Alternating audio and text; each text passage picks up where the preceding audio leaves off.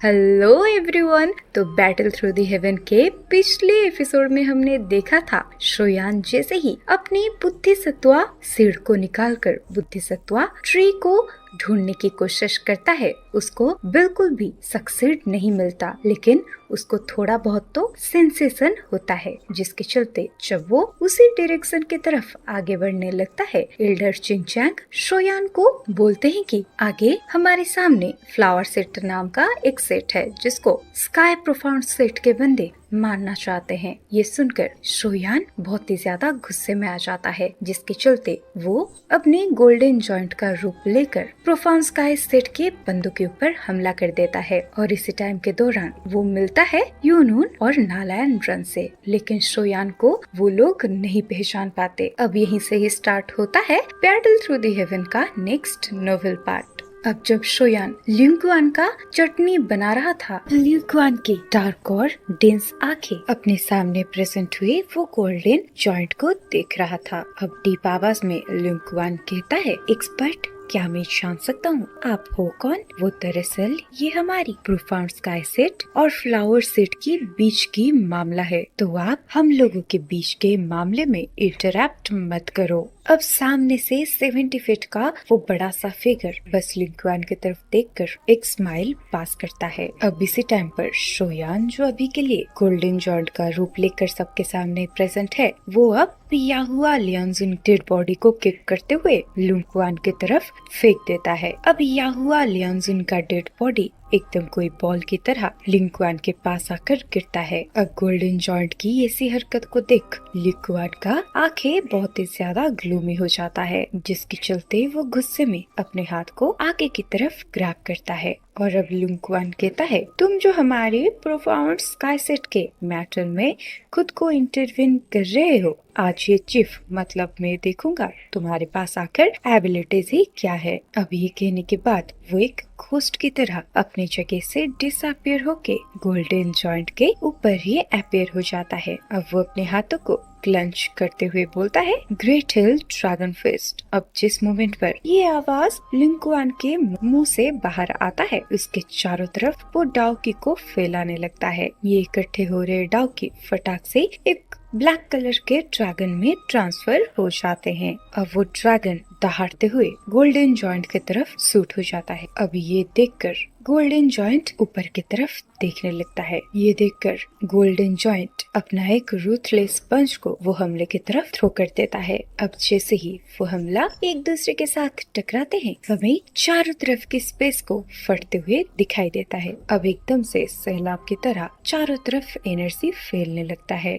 अब थोड़े सेकंड के बाद हमें दिखाया जाता है लिंकुआन का वो जो हमला होता है वो एक ही सेकंड में डिस्ट्रॉय हो चुका है, और इधर गोल्डन जॉइंट का बचा हुआ एनर्जी अब सीधे के सीधे जाकर टकराते हैं लिंकुआन के चेस्ट के साथ, जिसके वजह से लिंकुआन फोर्सफुली अपने से 100 फुट पीछे पड़ा हुआ एक बड़े से पत्थर पर गिरता है, जिसकी वजह से वो पत्थर एकदम से चूर चूर हो जाता है। अब ये सिनेरियो को जैसे ही प्रोफाउंड स्काई सेट के बंदे देखते हैं कि उनका डेप्यूटी चीफ इतने गंदे तरीके से गोल्डन जॉइंट के हाथों से मार खा रहा है, वो लोग ठंडी ठंडी सांसें भरने लगते हैं। अब थोड़े सेकंड के बाद लिंकुआन जैसे तैसे करके अपनी जगह पर खुद को खड़ा करता है। अब अपने डेप्यूटी चीफ, जिसका स्ट्रेंथ डाउजन का पिक लेवल का है, उसको ऐसे अनएक्सपेक्टेडली जमीन पर रेंगते हुए देख स्काई प्रोफाउंड सेट के सारे बंदे बहुत ही ज्यादा टेंस्ड हो जाते हैं। अब प्रोफाउंड स्काई सेट के बंदों को लगता है ये गोल्डन जॉइंट पक्का डाउजन के पीक लेवल के 3 या 4 चेंजेस पर तो पहुंच ही गया होगा। अब लिंकुआन अपनी जगह पर खड़े होकर अपने मुंह से खून को पोंछते हुए बोलता है, एल्डर चू के साथ सब लोग ये गोल्डन जॉइंट के ऊपर हमला करो। ये सुनकर एल्डर चू का एक्सप्रेशन बहुत ही ज्यादा डार्क हो जाता है, जो कि पहले यूनून का रास्ता को रोका था, लेकिन चाहे जो भी हो अपने डेप्यूटी चीफ की बातें तो माननी पड़ेगी। तो वो जबरदस्ती अपने दांतों को पीसते हुए सर को हाँ में हिलाता है, क्योंकि कम से कम उनके साइड में ज्यादा नंबर का एडवांटेज है। तो ये सब अगर मिलकर हमला करेंगे, शायद नंबर्स के वजह से ये जीत पाए। अब अब अपने डेप्यूटी चीफ की बातों को मानते हुए सारे बंदे सेम टाइम पर अपने बॉडी से डाओकी को रिलीज करते हुए गोल्डन जॉइंट के ऊपर हमला करते हैं। अब लिंकुआन के ग्रुप को एक साथ हमला करते हुए देख नालैंड्रन गोल्डन जॉइंट को बोलती है केयरफुल रहो। अब गोल्डन जॉइंट अपने सामने से इतने सारे बंदों को हमला करते हुए देख अपने भारी भारी पैर को जमीन में आगे लेने लगता है, जिसके वजह से लगातार गोल्डन लाइट उस गोल्डन जॉइंट के बॉडी से बाहर आने लगता है, जिसके चलते दूर से देखने पर ऐसा लगता है जैसा एक बहुत बड़ा मेटल स्टैचू चल रहा हो। अब जैसे ही गोल्डन जॉइंट अपना एक पंच को वो सारे प्रोफॉर स्काई सेट के बंदों के ऊपर थ्रो करता है, वो पंच जाते जाते आसपास बहुत सारी स्पेशल क्रैक को क्रिएट करने लगता है। अब फाइनली एक टेरिफाइंग एनर्जी वो सारे प्रोफॉर स्काई सेट के बंदों के बॉडी में एंटर कर जाती है और लिंकुआन और एल्डर चू को छोड़कर बाकी के सारे प्रोफॉर स्काई सेट के वॉरियर्स गंदे तरीके से खून की उल्टियाँ करने लगते हैं। लग तो ऐसा रहा था जैसे वो मुंह से ही होली खेल रहे हैं। अब वो सारे प्रोफॉर स्काई सेट के बंदे एक ही इशारे पर बहुत दूर खिसकते हुए जा गिरते हैं। अब इस चीज को देखकर लिंकुआन बहुत ही ज्यादा टेंस्ड हो जाता है, क्योंकि उसे भी पता नहीं होता ये सारे लोग जिंदा है या फिर मर गए हैं, जिनके बॉडी में वो गोल्डन जॉइंट का एनर्जी घुसा है। और इतने सारे लोग अपने हैंड को ज्वाइन करने के बावजूद भी वो गोल्डन जॉइंट को बिल्कुल भी नुकसान नहीं पहुंचा पाए। अब लिंकुआन वो गोल्डन जॉइंट को बोलता है, आखिर तुम हो कौन? क्या हम अच्छे से बात कर सकते हैं? लेकिन सामने से गोल्डन जॉइंट उर्फ शोयान लिंकुआन की बातों को प्रॉपरली इग्नोर मारता है और वो गोल्डन जॉइंट अब लिंकुआन की तरफ आगे बढ़ने लगता है। ये देखकर लिंकुआन समझ जाता है ये गोल्डन जॉइंट यहाँ पर मुझे बिल्कुल भी बख्शने नहीं वाला। ये फील करने के बाद लिंकुआन अपने पैरों को जमीन पर पटक के लाइटनिंग स्पीड से आगे बढ़ने लगता है।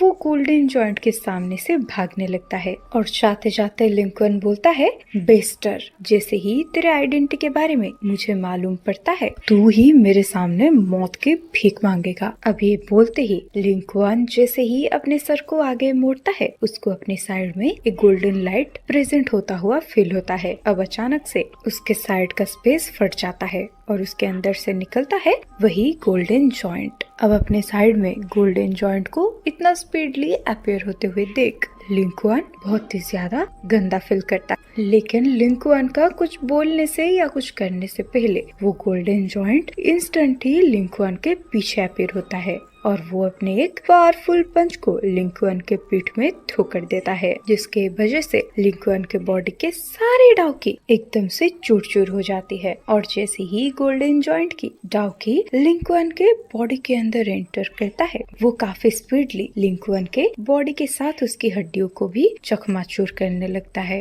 अब दोबारा से लिंकुआन के मुंह से गंदे तरीके से खून निकलने लगता है और साथ ही साथ उसके मुंह से ही कुछ इंटरनल ऑर्गन्स बाहर आ जाते हैं। अब ऐसा लगता है जैसे धीरे धीरे लिंकुआन के बॉडी से उसका लाइफ फोर्स डिसअपियर हो रहा है, लेकिन अभी भी लिंकुआन समझ नहीं पाता ये गोल्डन जॉइंट उसके पीछे ऐसे क्यों हाथ धोकर पड़ा है, जबकि ये तो यूनून को परेशान कर रहा था, ना कि उस गोल्डन जॉइंट को। अब लिंकुआन की मौत के बाद वो गोल्डन जॉइंट फ्लावर सेट के सारे एल्डर्स और यूनून के सामने प्रेजेंट होता है, लेकिन वो गोल्डन जॉइंट इंस्टेंट ही देखता है वेस्टर्न रीजन के तरफ, जिस साइड से प्रोफाउंड स्काई सेट का एल्डर चू भागा था। अब इंस्टेंट ही गोल्डन जॉइंट अपने एक ही इशारे में वही फिगर को जमीन पर पटका देता है। अब एल्डर चू की मौत के बाद कुछ और फिगर यूनून के सामने अपीयर होते हैं और अपने सामने प्रेजेंट हुए उस फिगर को देखते हुए यूनून बहुत ही ज्यादा सरप्राइज होकर बोलती है,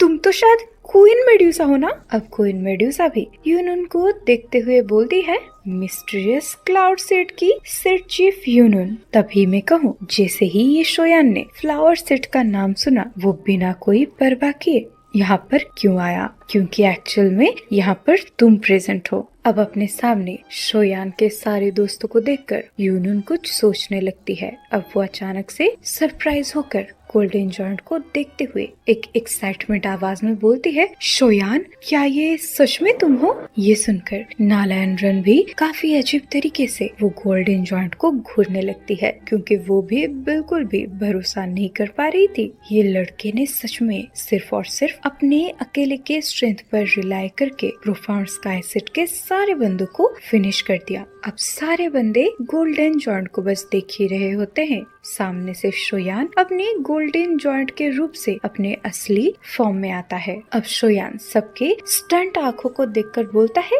क्या हुआ? क्या तुम सब ठीक हो?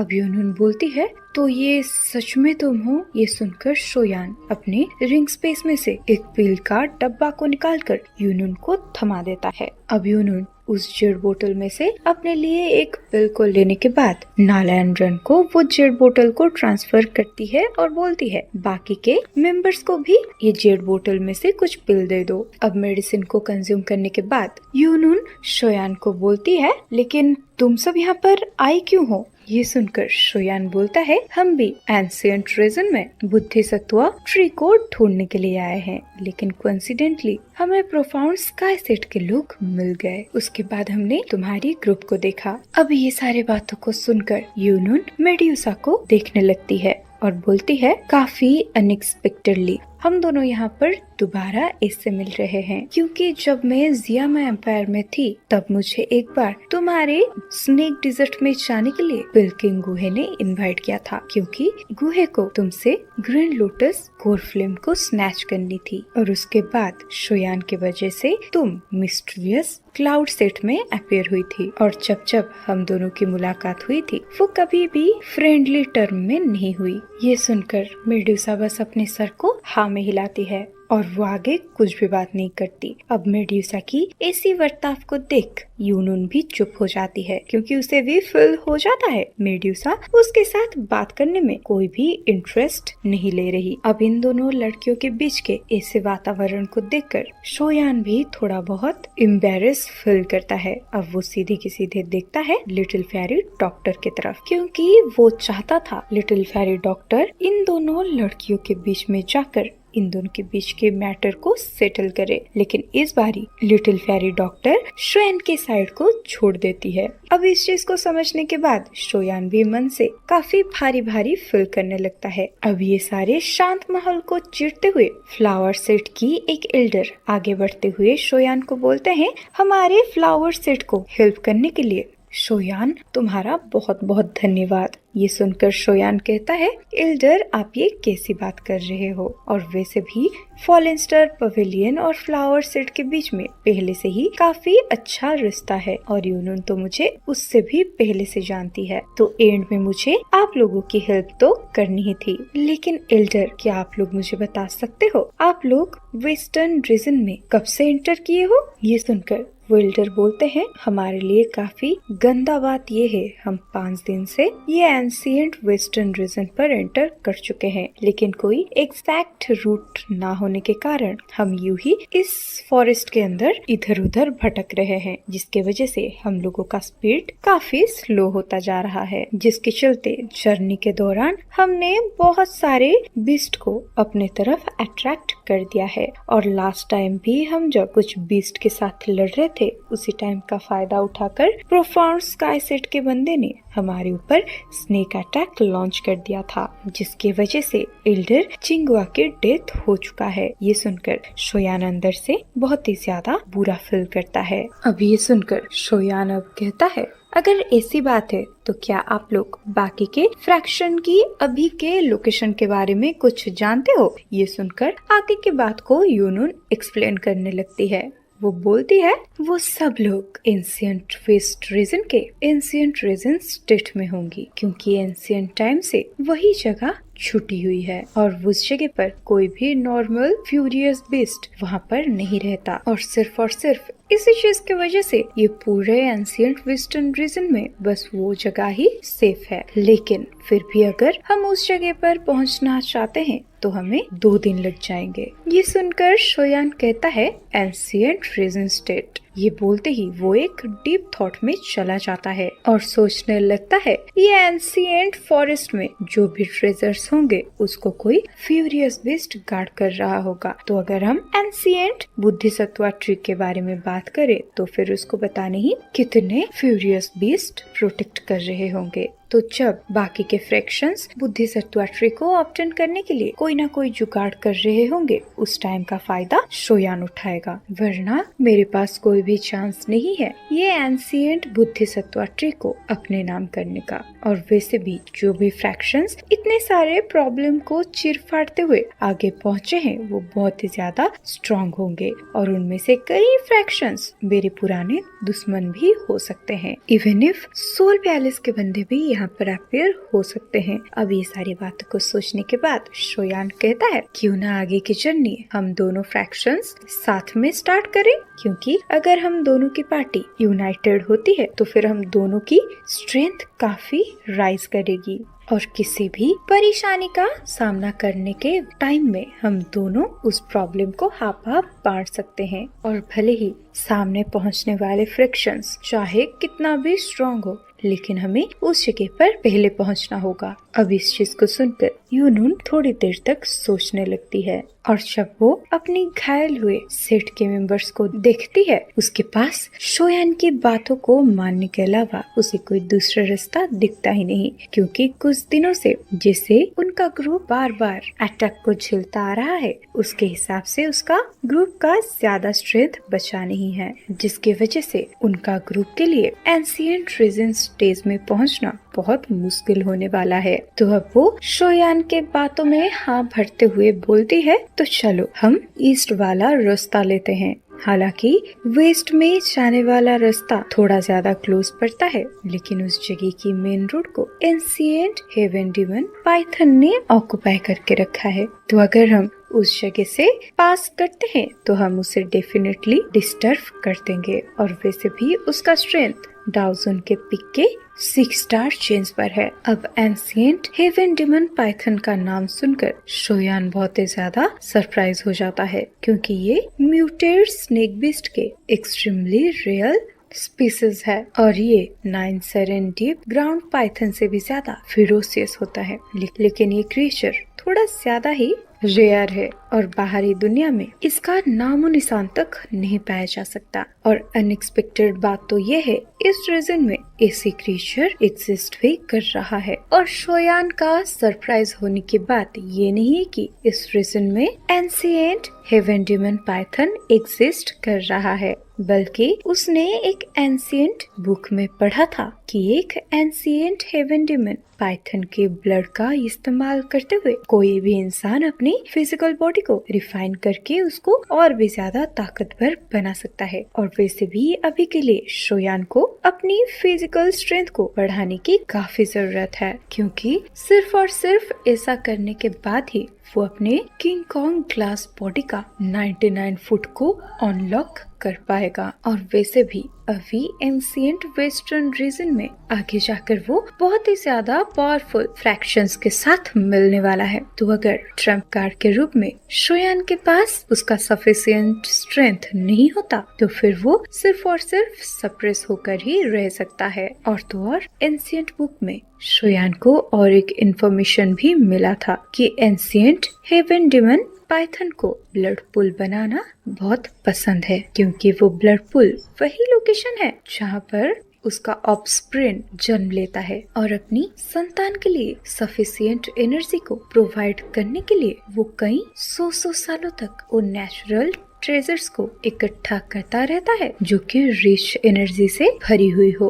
उसके बाद वो उसे ब्लड पूल में डाल देता है। अब फाइनली अगर कोई उस ब्लड एनर्जी को ऑब्जर्व कर लेता है तो फिर ये एनर्जी जन्म होने वाले ऑफस्प्रिंग के बॉडी के अंदर मर्ज हो जाता है। अब ये सारी बातों को सोचने के बाद शोयान के आंखों में हमें तारे दिखाई देते हैं और उसके मन में बड़े बड़े लड्डू फूटने लगते हैं, जिसके चलते अब वो ओवर एक्साइटेड होते हुए यूनून को पूछता है, तो क्या तुमने अपनी आंखों से उस एंशिएंट हेवन डिमन पाइथन को देखा है? ये सुनकर यूनून बोलती है, हाँ, मैं तो एक बार उसके साथ लड़ भी चुकी हूँ, लेकिन अच्छी बात तो ये है मैं जैसे तैसे करके अपनी जान को बचाकर यहाँ पर आ गई। अब ये सुनकर शोयान कहता है, अच्छा तो फिर ऐसी बात है, तो अब मैं उस जगह पर जाना चाहता हूँ, क्योंकि वो एंशिएंट हेवन डिमन पाइथन मेरे लिए बहुत ही ज्यादा यूजफुल है। ये सुनकर यूनून का पूरा ग्रुप सरप्राइज में आ जाता है। अब शोयान स्माइल करते हुए बोलता है,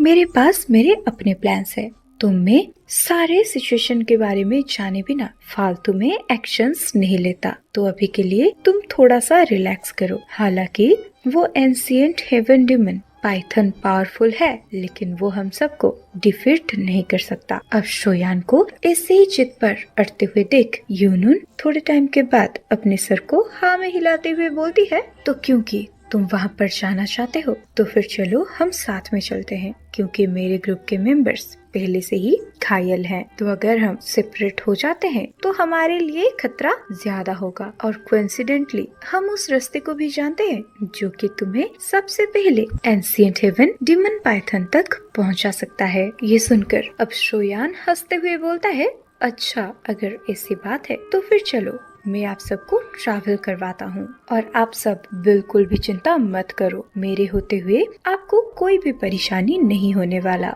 और वैसे भी हमें तो शोयान के कैरेक्टर के बारे में सही से पता है, अगर कोई बंदा उसके लिए एक बार भी हेल्प करता है वो न जाने उसको कितनी बार हेल्प करता रहता है, और ऐसा एक इंसान को होना चाहिए। और सिर्फ यही चीज है जो मुझे शोयान के अंदर सबसे ज्यादा पसंद है, वो इतना ज्यादा काइंड और सॉफ्ट हार्टेड है। लेकिन हम क्या करें, हर दूसरे दिन शोयान को कोई ना कोई दूसरी लड़की पसंद आ ही जाता है, सही बात है कि नहीं? अब आगे हमें नोवेल में दिखाया जाता है। ये सारी बातों को सुनने के बाद यूनून एक कड़वाहट से भरी हुई स्माइल के साथ बोलती है, मुझे अब लग रहा है मुझे ये सारी बातों के बारे में तुम्हें नहीं बताना चाहिए था। अब तो यूनून ने शोयान को सारी चीजों के बारे में बता के सही किया या कुछ गलत किया वो तो हमें नेक्स्ट पार्ट में ही पता चलेगा, क्योंकि यहीं पर ही खत्म होता है बैटल थ्रू द हेवन का आज का ये नोवेल एक्सप्लेनेशन पार्ट। तो चलो गाइस, आज के वीडियो में आपको सबसे अच्छी चीज क्या लगी और आपको वीडियो कितनी पसंद आई वो जाते जाते कमेंट कर देना। और हाँ, वीडियो अगर पसंद आई हो तो वीडियो को लाइक और चैनल को तो सब्सक्राइब कर ही देना। चलो बाय, मिलते हैं नेक्स्ट वीडियो पार्ट में।